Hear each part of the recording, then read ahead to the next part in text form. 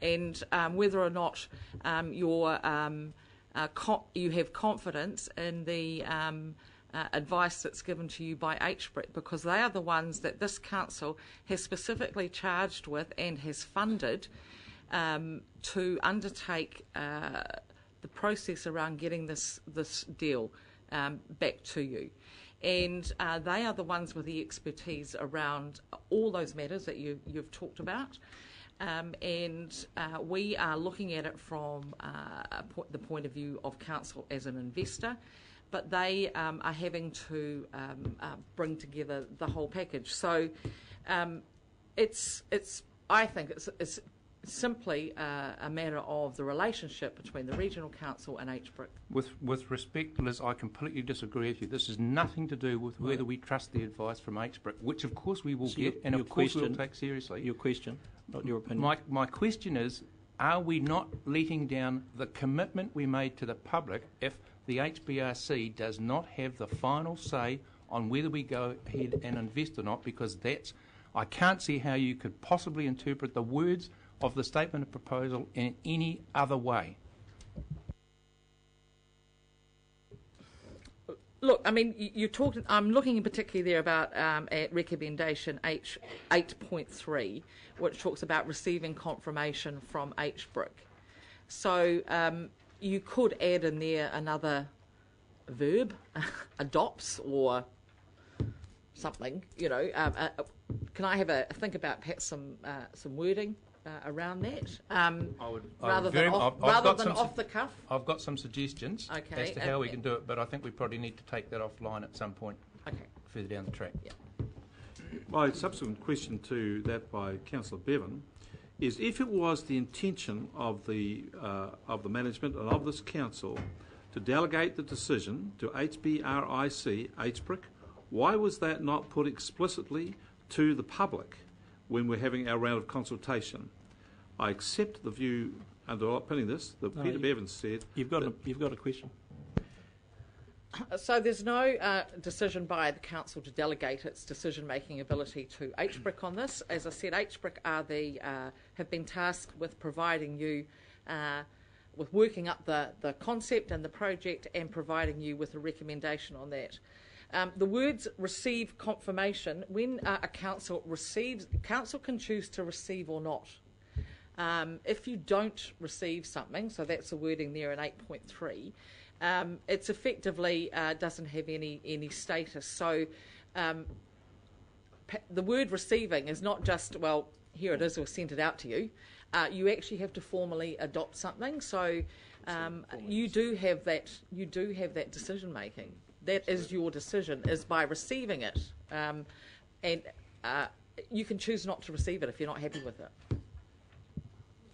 Councillor Scott. Question around wording of that, and perhaps it might just be clarified by insertion of some comments. It actually says receiving confirmation that the referring to 8.3, have been either satisfied or waived by agreement of the parties. Surely that receipt should be absolutely clear that it's either satisfied by the agreement of all parties or waived by all the parties, and we are one of the parties. And quite frankly, if HBRC don't decide to invest, there is no scheme. So isn't it just a case of that we all have to agree or disagree? Can I get some clarity? And maybe that wording needs to be as clear as possible, that the agreement of the parties refers to both satisfied and waived. Well, yeah, and another option there is perhaps the insertion of comments might make that very clear. Perhaps receiving confirmation from HBRC Limited and HBRC being satisfied that all conditions precedent, something like that. It's fine. Into 8. Could I just respond to that briefly? No order, Councillor. You're not responding to anything. Any other questions? Any other questions? Councillor Belford. Two questions on the on item 18, which is reporting on the special consultative procedure, there's a description of favor, who's in favor, who's opposed, and so forth. Now, one thing that fails to admit is that there were 1,000 petition signers who opposed this investment. And would you not agree that it's disingenuous to not record the fact that that occurred in presenting what appears to be a sweeping public endorsement of this project? Well, Councillor, two points to make to that. One is that actually our normal practice is to treat a submission that's pro forma as one submission, and secondly, a fairly quick analysis of the nearly 1,000 showed 14 different countries that the submission was sent from. So I guess you'd have to question how many of those are Hawke's Bay Regional Council ratepayers. So that could be examined if you were serious about taking into account those 1,000 submissions. And there are many other submissions that are presented here that are one sentence, the dam is fabulous, build it. The argument that people were less thoughtful in signing their petitions, which actually listed quite a bit of concerns about the dam before they would sign that petition, again, it seems disingenuous.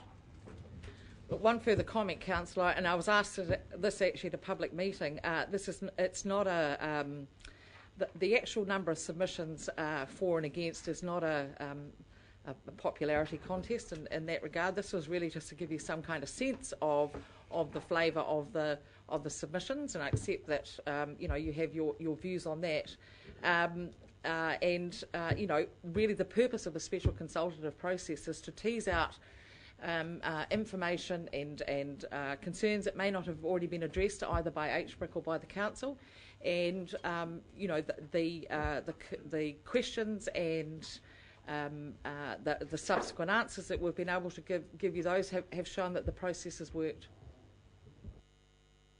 The submissions on page 23. There's a response, item 15, to the augmentation dam that was presented in the business case. And the response, if I could just read it since folks in the audience don't have it, is that in fact a so-called augmentation dam could realize the benefits associated with an operational RWSSS, i.e. provide flushing flows, offset the negative economic impacts of the increased PC6 minimum flows by building a dam with a capacity of approximately 10 million cubic meters. And then later it goes on to estimate the cost of that as somewhere in the neighborhood of $30 million. So it would appear that meeting the environmental objectives of this whole exercise, on which this $600 million investment is predicated, could be met by a $30 million investment. Why was that option never clearly developed and presented to the public as another means of satisfying our goals in this exercise?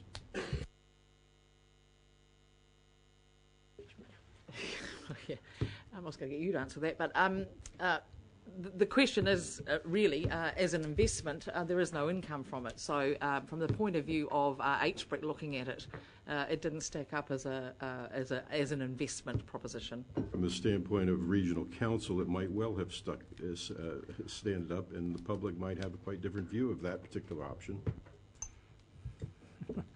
Subject to question. Councillor Barker. I'm back to 8.3, and I want to have the opinion of our legal counsel on this.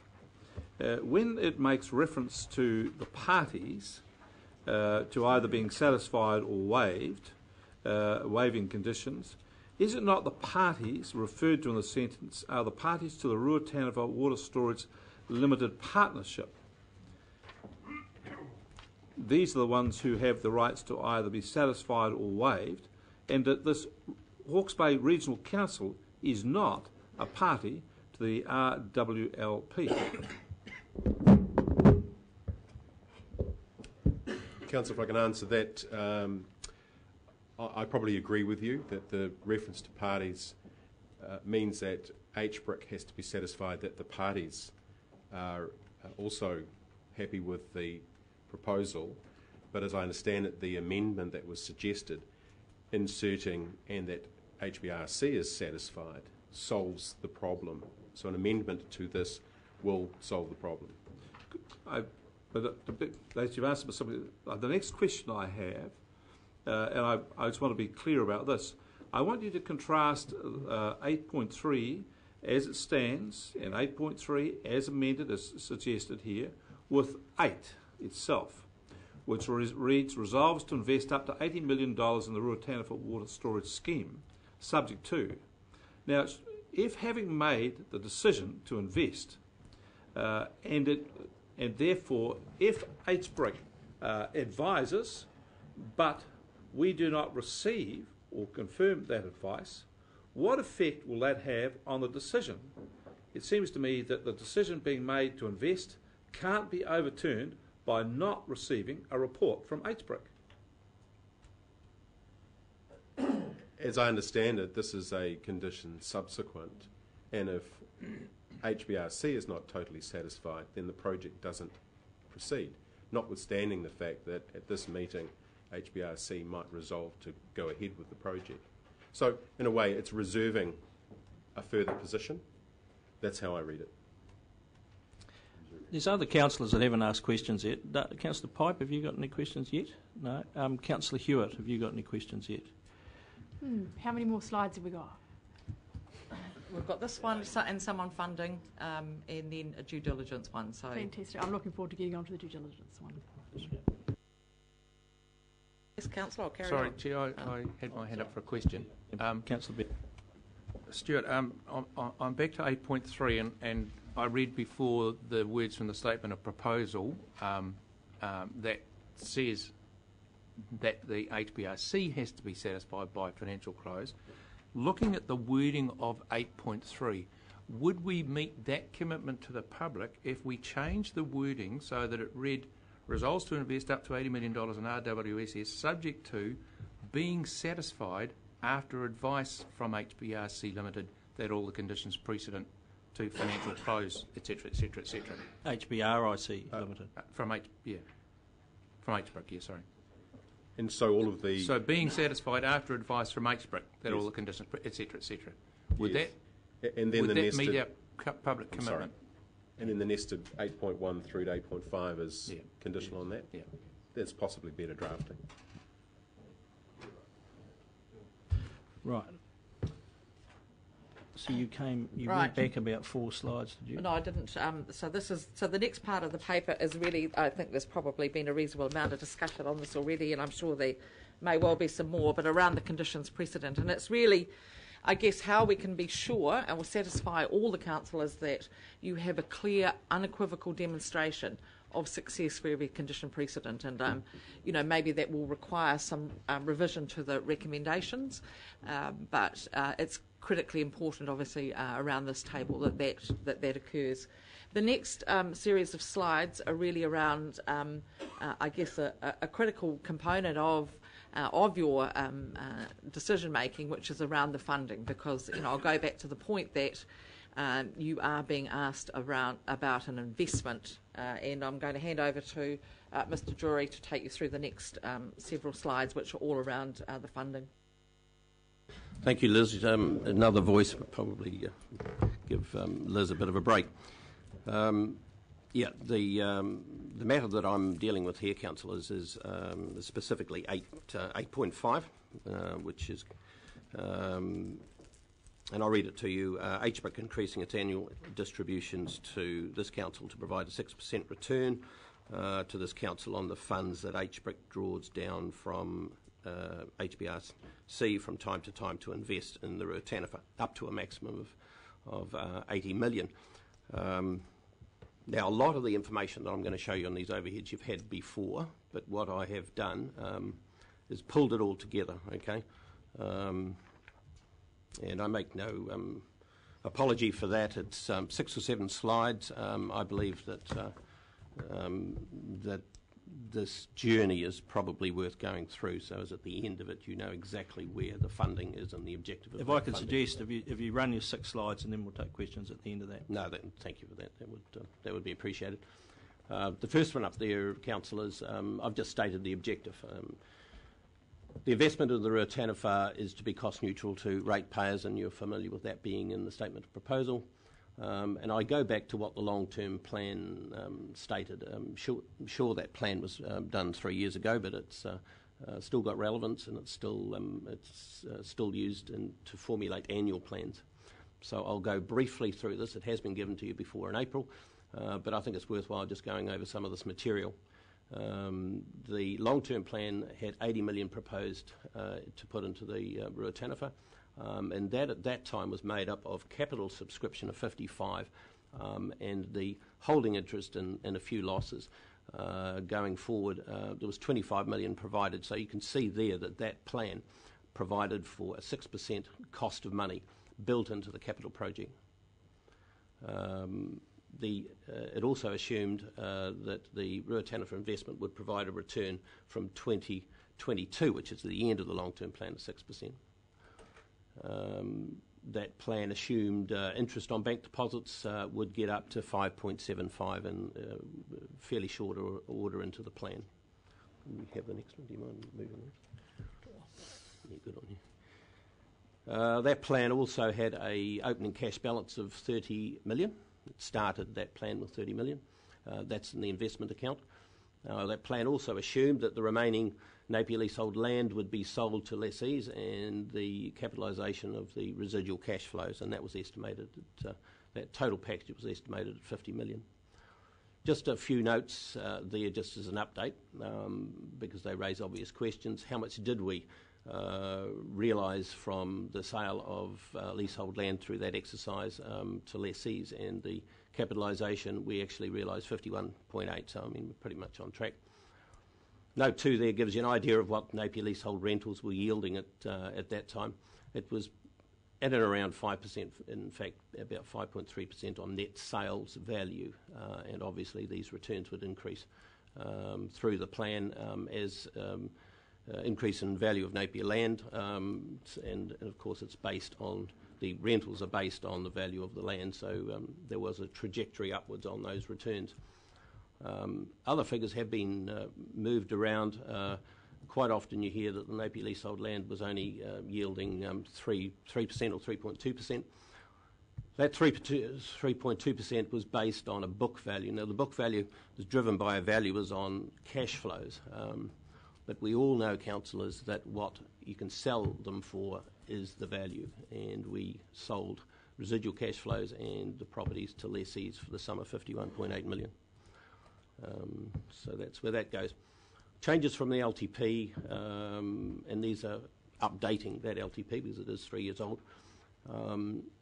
Subsequent discussions indicated that the 80 million was all required as equity into the Ruataniwha, and that's been on the table for a few years now. The return on the Ruataniwha investment therefore needed to be funded from council's other investments, so there wouldn't be an effect on rates. HBRC, to that end, HBRC negotiated increased dividends from Napier Port, and they also looked at their cash losses. Next one, thanks.